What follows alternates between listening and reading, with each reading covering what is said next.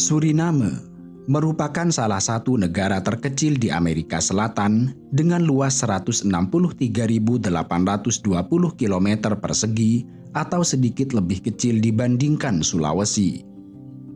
Meski terletak jauh di benua Amerika, tepatnya di Amerika Selatan, Suriname memiliki kedekatan khusus dengan Indonesia. Demikian ini karena keduanya merupakan negara yang sama-sama pernah dijajah oleh Belanda. Di samping itu, sebagian populasinya adalah etnis Jawa. Etnis Jawa yang tinggal di Suriname diperkirakan mencapai 75.000 jiwa.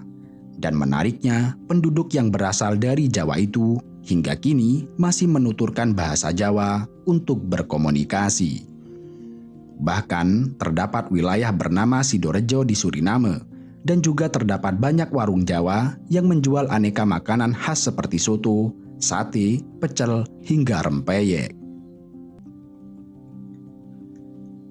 Banyaknya etnis Jawa di Suriname bermula ketika pemerintah Hindia Belanda menguasai Indonesia. Mereka mengirimkan sekitar 32.965 tenaga kerja asal Pulau Jawa ke Suriname yang saat itu juga dijajah oleh Belanda. Pengiriman tersebut berlangsung pada tahun 1890 hingga tahun 1939. Pengiriman tenaga kerja ke Suriname bertujuan untuk menambah kekurangan tenaga kerja pada beberapa perkebunan di Suriname yang saat itu sedang mengalami krisis tenaga kerja. Mengurangnya tenaga kerja di Suriname disebabkan dihapus dan dibebaskannya sistem perbudakan pada tanggal 1 Juli tahun 1863. Sehingga ekonomi Suriname yang semula sangat bergantung pada hasil pertanian yang digarap oleh para budak mengalami penurunan secara drastis. Selain karena kurangnya tenaga kerja di Suriname, alasan pengiriman tenaga kerja Indonesia juga didasarkan pada faktor rendahnya perekonomian di Pulau Jawa. Itulah sebabnya kebanyakan tenaga kerja yang dikirim ke Suriname berasal dari Jawa, yang sebagian besarnya berasal dari Jawa Timur, Jawa Tengah, dan sedikit dari Jawa Barat. Pengiriman tenaga kerja ke Suriname berlangsung dalam beberapa gelombang. Pengiriman gelombang pertama diberangkatkan dari Batavia atau Jakarta pada tanggal 21 Mei tahun 1890. Tenaga kerja gelombang pertama itu berjumlah 94 orang yang terdiri dari 61 orang pria, 31 orang wanita, dan 2 orang anak, dan sampai di Suriname pada tanggal 9 Agustus tahun 1890. Kemudian, tenaga kerja gelombang kedua sebanyak 582 orang diberangkatkan dan tiba di Suriname pada tanggal 16 Juni tahun 1894. Pengiriman tenaga kerja ini terus berjalan sepanjang tahun sampai dengan pengiriman yang terakhir sebanyak 990 orang yang tiba di Suriname pada tanggal 13 Desember tahun 1939.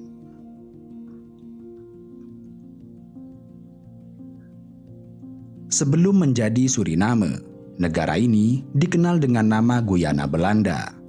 Tetapi setelah memperoleh kemerdekaannya pada 25 November tahun 1975, namanya berubah menjadi Suriname, dan sebanyak sepertiga dari populasinya dilaporkan bermigrasi ke Belanda. Meski dinobatkan sebagai negara terkecil di Amerika Selatan, Suriname dihuni oleh etnis yang beragam. Populasi Suriname terdiri dari beberapa kelompok minoritas. Berdasarkan sensus tahun 1990, sekitar 143.640 orang atau sekitar 34% adalah keturunan Hindustani. 132.300 orang atau sekitar 31% adalah Kreol.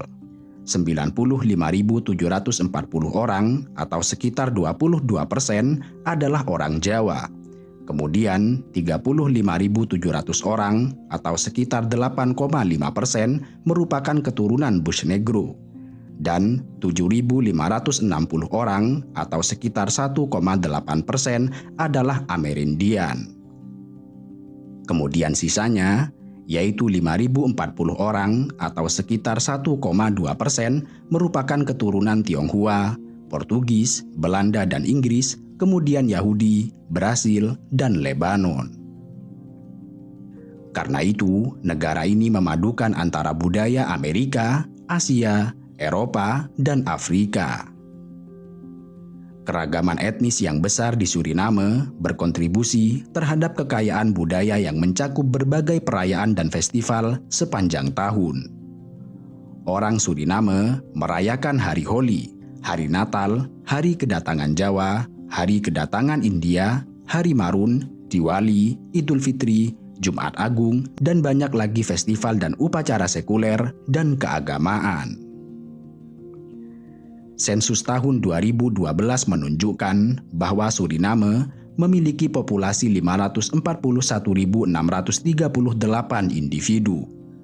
Karena itu, Suriname menjadi negara terkecil di Amerika Selatan, baik dari segi luas maupun populasinya.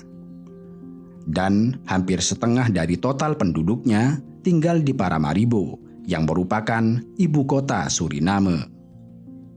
Dan uniknya, di seluruh Suriname hanya terdapat satu bioskop yang terletak di ibu kota Paramaribo.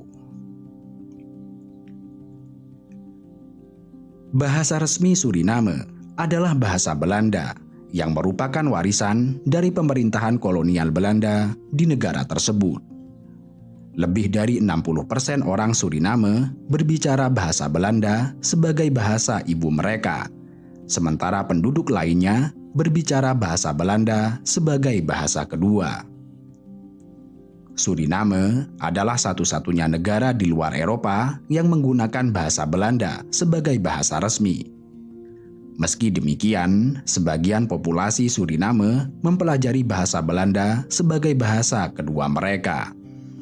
Bahasa lain yang juga dituturkan di Suriname adalah Seranan Tongo, yaitu bahasa Inggris dengan campuran Belanda.